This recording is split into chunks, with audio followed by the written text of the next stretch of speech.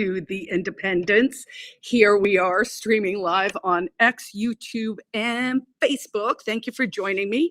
My content on Facebook's doing pretty well, so please do keep commenting, liking, and sharing. And of course, if you're watching this on YouTube, please subscribe to my channel.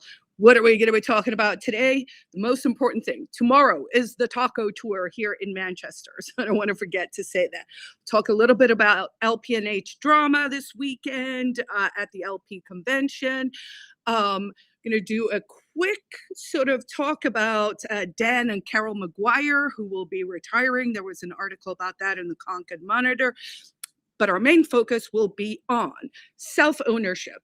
And pretty much, if you are someone who feels like you got suckered during COVID while trying to be a good person and now you have some deep regrets, this show is for you. So I'll catch you guys on the flip side.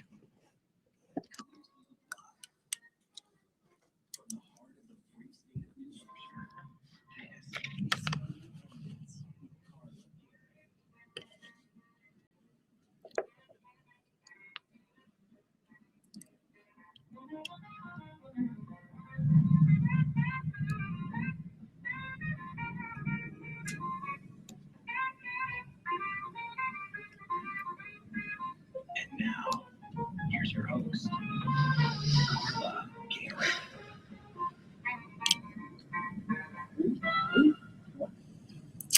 Hi, guys, and welcome back to The Independents. It is so fantastic to be back here beaming into your homes. Today is, of course, Wednesday, which means tomorrow is Thursday. And what is happening tomorrow on May 28th, right here in Manchester, New Hampshire? We have our taco tour. Of course, that is where downtown basically stops. It's hard to get here. The cars back up on the highways because apparently everyone in New Hampshire likes a good deal and they love coming down for the taco tour. Now, that tour used to take place on the 5th of May with Cinco de Mayo, somehow got moved. You know how it is when our overlords are constantly trying to move the dates around as if they can control all things. But they apparently did control the taco tour. So tomorrow, Thursday, the 28th of May, downtown Manchester, for your taco feast across our great city. What else are we going to be talking about today? I do want to give a shout out to Carol and Dan Maguire, longtime libertarians, Republicans from Epsom. They have been serving up the State House forever. So I'm going to talk a little bit about them retiring from the State House to go do other awesome things.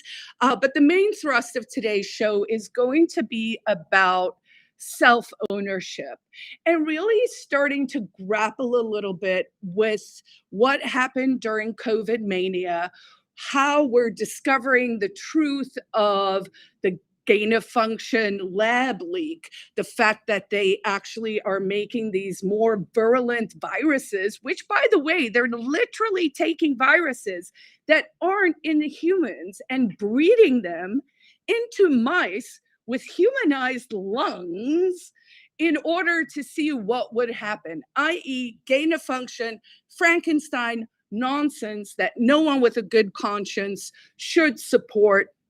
So we're going to be talking a little bit about right of conscience. What happened? How did they manage to override your will? Why did you stop listening to your own intuition? Why did you kind of go like full frontal nasty? Maybe you were calling people grandma killers. Maybe you were like narking on your neighbors. Maybe you were that nasty person who was like mask up or else. The reality is a lot of good people behaved badly. And I think it behooves us to sort of figure out why that is. And I have at least 5 hacks that you can do to make sure it doesn't happen to you again. Now, where all of this started this morning when I was doing my show prep was with this court case where Maha was working on the right of conscience and the religious exemptions based out of New York City. And for whatever, who knows what's up with the Trump administration reasons at this stage, i.e. pay to play, obviously someone greased some palms would be my best guess. The Trump DOJ has now come out and said, hey, don't look at this case.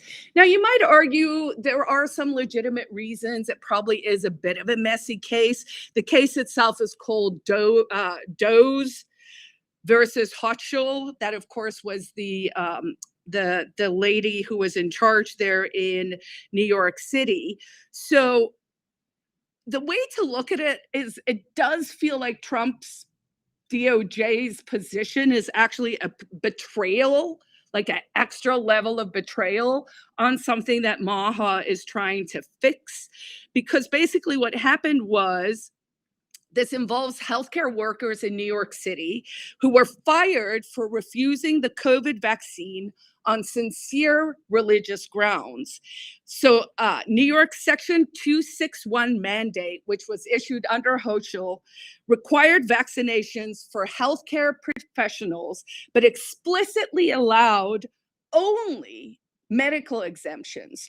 So instead of saying, as is usually the practice and has been for more than a century, that you have the right of conscience, what is that? That is literally your right to your little voice in your head. It is the part of you that can go, no, right? And we all know, we all have that voice. We are often taught to suppress it, right? Because it is useful for you to sort of override the do I want to go to my job today kind of voice in your mind, right? But it exists, and it exists for a reason.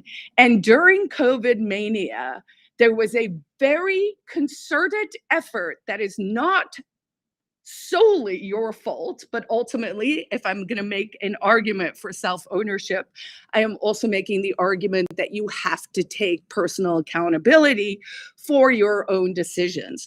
But if you masked up, if you got the jab, if you were mean, all of those things, this show is going to be for you. So in that court case, they said, hey, you're not allowed to use any religious exemptions anymore. You can only use medical exemptions. Now, that is not how things have worked in the past. There has always been religious exemptions and right of conscience exemptions. And so this is a troubling position for the Trump administration to take. Now, basically, Trump's amicus brief, which was filed yesterday, argues that the mandate was repealed, so the whole issue is now moot. So they're just basically saying like, it's too late, right? They're saying it's not the right vehicle for a decision to go in front of SCOTUS, the Supreme Court. I actually think that might be their most valid argument. The petitioners in this original case weren't seeking a full exemption, which under New York law was prohibited. So it's not the proper accommodation. Again, this is what the Trump DOJ is arguing as to say why this case should not go in front of the Supreme Court.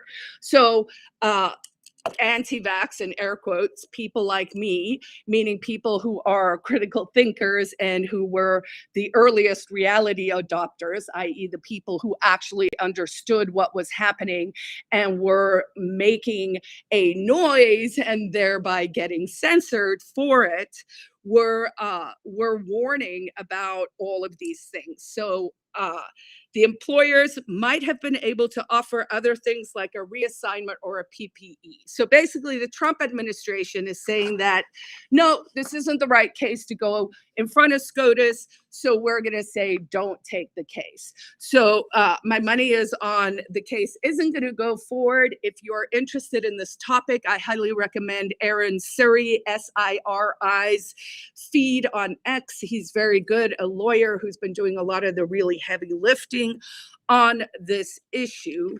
But it sounds like that case probably will not go forward now, which is a disappointment for those of us who are looking for a little more guidance on why a state could possibly override your actual will, like your actual mind, your actual right of conscience. And maybe a good way to sort of think about this issue a little bit is, who owns you? Does the government own you? Does the government own you when they panic about something? Do they have to be right about what they panicked about? Are they allowed to be like really, really, really wrong in real time and then 6 years later be like, oops, but let's move on. It's moot now. Or should we make sure we are in the present, in the now, in every moment, aware and conscious of what is happening so that you can stand guard yourself and claim self-ownership over your body and over your mind, which of course is actually your right of conscience. So here's what I want to get into is, I know you wanted to be a good person. You wanted to trust the experts. In fact, you did trust the experts. You masked up, you got the shots, maybe you shamed a few people because they told you your body ended where someone else's risk began. Now, at the heart of it, that is what the term grandma killer meant. Now, I want to stand still with this term for just a moment. First of all, I want you to be honest with yourself. If you were one of the critical thinkers, did people actually say it to you, or did you perceive it as a concept that was seeded into the world where everyone was suddenly talking about grandma killer? Because I had to stop and actually ask myself that. And if I'm honest, and I would like to point out, I was banned off X for 6 months. I've been heavily censored on most social media channels since then. And so, I couldn't necessarily get the word out. But it is true that one time that I can recall, I got several death threats. And one time that I could recall, someone did call me a grandma killer. But be honest with yourself. Did it really happen, or was it kind of a story we all started to hear? Now, why that in particular? Because that's such a clever play to influence your behavior, because basically it was propaganda that convinced you why that a probabilistic risk, right? Like something bad may happen out there, right? So if you're a grandma killer, it's like, you didn't get the vaccine, now you get the virus, now you go to a store, now you touch a bag of Cheerios, now grandma touches the bag of Cheerios next, and grandma's dead, right? So that's sort of the chain of command they're playing at. But this is a probabilistic risk that doesn't really make sense in real time. So what I want us to stand with today is how you can rebuild trust in yourself after being lied to. Like what can actually happen, what can change, what can you do differently next time? Why your body is the ultimate backyard. And what do I mean by that? I mean backyard first. So this administration, some numbnuts, a bunch of people, everyone's throwing around something first. So I'm going to throw around backyard first. What do I mean by that? I mean, clean up your own backyard before you sally forth into the world and try and make an impact positively or negatively, and often negatively if your own backyard isn't in shape. So backyard first, meaning your body, your perimeter, your literal home that I hope you choose to own, and certainly should if you're moving to New Hampshire to come take advantage of the great state we have here with our low taxes, no incomes, income and dividends taxes, no sales tax, and people are starting to see New Hampshire is an attractive offer, yeah, an attractive place to live. So backyard first, you sort yourself out first, figure out how to rebuild trust in yourself. I'm going to give you some tips for high agency behavior, because here's a reality. A lot of this goofiness, if I'm being nice, but a lot of just lack of common decency and lack of impulse control that I am noticing in the fringes of our community, including what we saw at the Libertarian Convention over the weekend with various scandals, including, I guess, LPNH got decertified.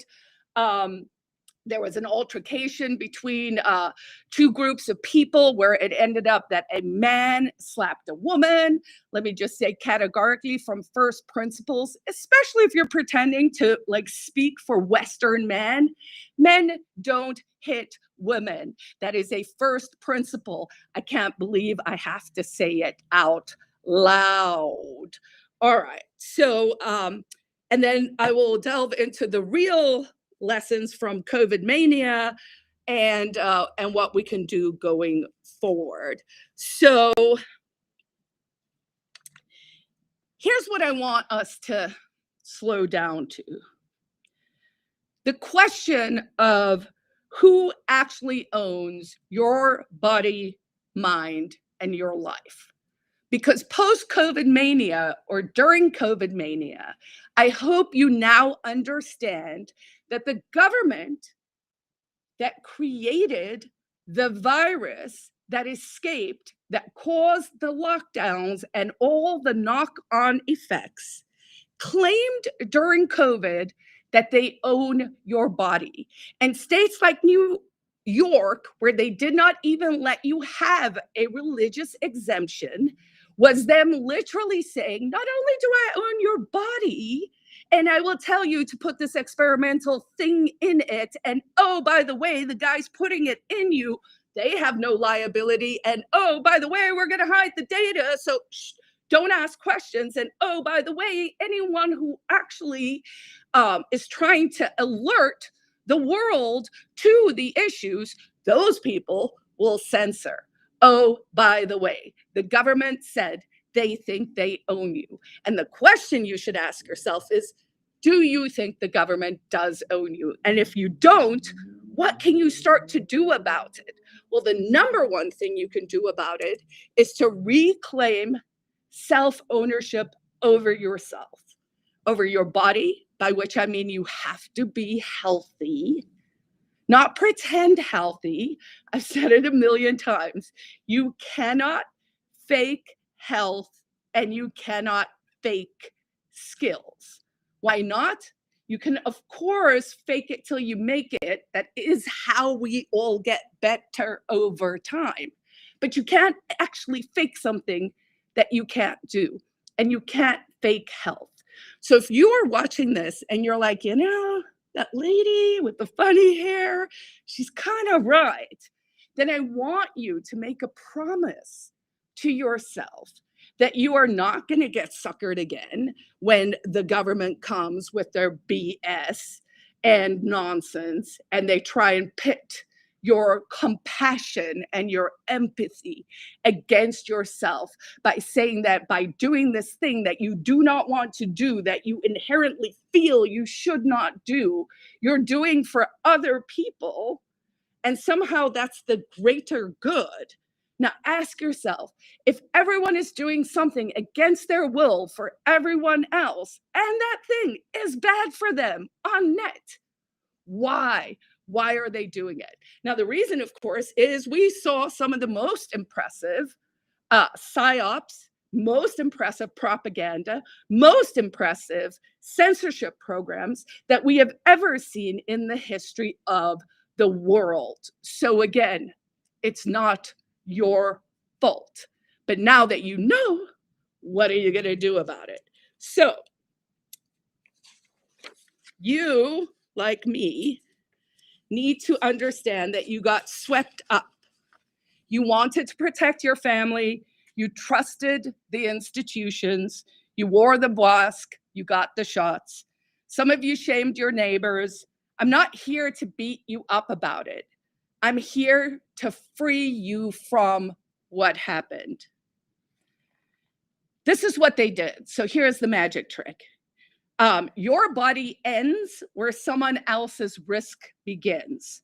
So what they basically said is they sort of just transferred risk in a way that we don't do as a society. And anytime you see them do that, that is where your rights are being coerced and being taken over where they do not exist from the government's side. So basically, they said your body ends where someone else's risk begins. So they're saying the choice not to get vaccinated wasn't a personal health decision.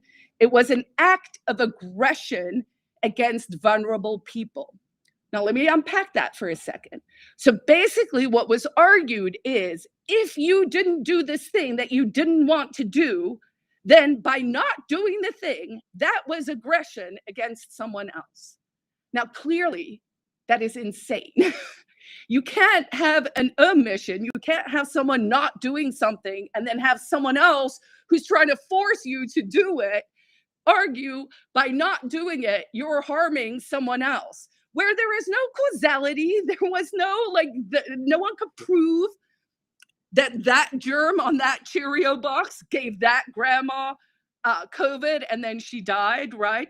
Because here's the thing. If that's how the world worked, we would be in constant litigation because everything is a risk every time you leave the house. And indeed, even when you don't leave the house, you can fall in the bathtub, you could trip off a ladder, you could die in a million ways.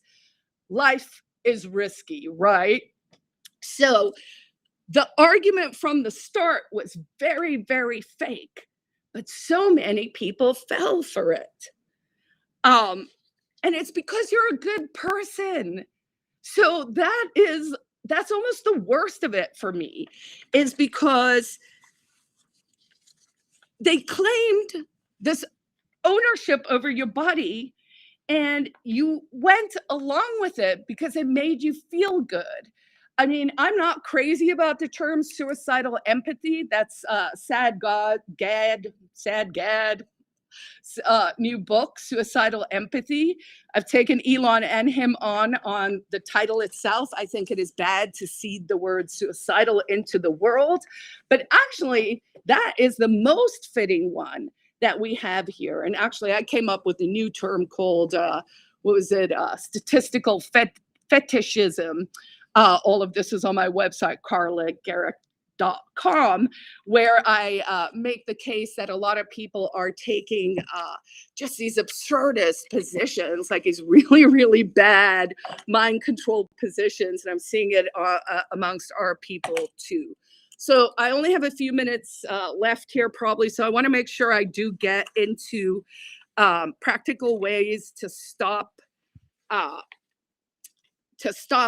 this from happening again, or practical ways to reclaim your sense of self, your self-ownership in the now.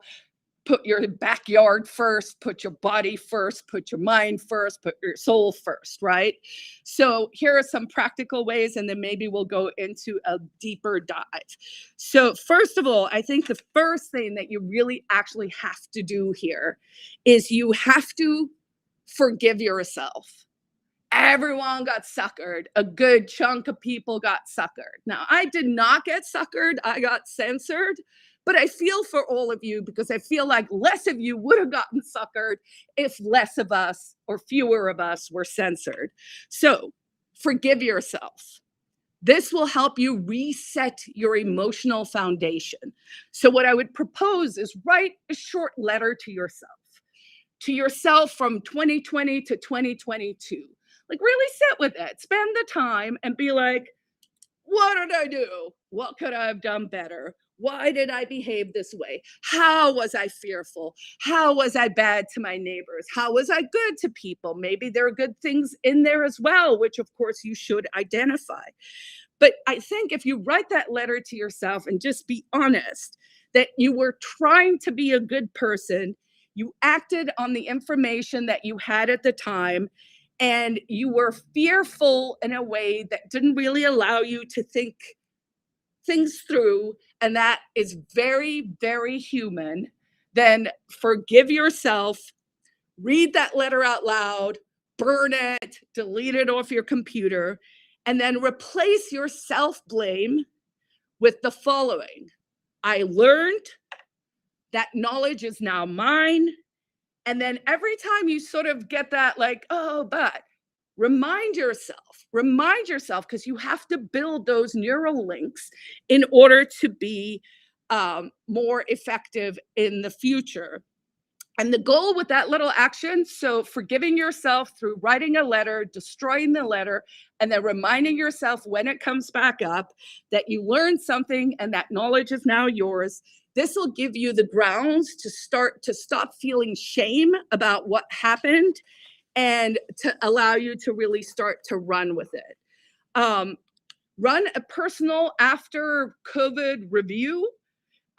Maybe take one COVID decision you made, something you feel not great about, whether it was the masking or the jab or the shaming of others. And then ask yourself, what information did I trust that time that you might actually not do next time? And then start to equip yourself with the tools to make sure you don't do it again. Teach yourself how to read primary sources. You know, if you want to be free, if you want self-ownership, there's responsibility as well, right? So you can look at like the 3 source rule. So you could say, look at a major claim and then actually look at 2 other sources where it's people who might not actually agree with you and kind of see, is everyone sort of saying the same thing even though they don't all agree? Then it's probably true, right? So run your personal after action review. Rebuild your personal information filter through daily practice. And this is where you have to start looking at your sourcing. You have to ask yourself, is this an institution I can trust? And then also start to reclaim your bodily trust through small experiments in getting more healthy. So pick something, your sleep, your diet, whatever it is. There's one small thing you could be tweaking from today on that is going to make you a better human. Practice saying no. I have to say no very soon because I'm going to run out of time. Rebuild real world evidence networks. So make sure you're surrounding yourself with not people who are all in the same echo chamber. That's equally unhealthy. Make sure you have a robust mix of people in your life. I mean, come on, it's not rocket science. And then build your long-term confidence through saying no, through trusting your body, through being healthy, so that you will not be suckered next time one of their little projects waves through the world, so that we can together stand together to say, hey, hey, hey, you're not going to get away with it again. All right, I have a million other things I wanted to talk about. I was a little over the place. This is all new subject matter for me, so I'm still trying it out. I didn't even get to talk about Dan and Carol McGuire. Go to the Concord Monitor, get the article. The headline is, "It's long enough. Longtime libertarian influences Dan and Carol McGuire will retire from the State House this year." I would like to thank them for their service. They were exemplary humans, MIT graduates, people who've invested a ton into the Free State and into the great state of New Hampshire. So from me, thank you, thank you, thank you. You are justly off to do your bridge and your fantastic tours and all of that good stuff. I will be back here again next week, where I will probably rant on about something new. Thanks so much for joining me, guys. I wish you peace, love, and understanding. All right, thanks, guys. I did get my hair cut. Sorry, I was a little all over the place because I'm still sort of figuring out what I want to say, but I like the idea of the backyard first, meaning fix your own stuff before you head into other waters. And I mean that choicely for a lot of people who could probably benefit from some deep reflection and some actual biological health, meaning also controlling your hormones, your reactions, and all of that. Anyway, I'll see everyone back here next week. Peace out.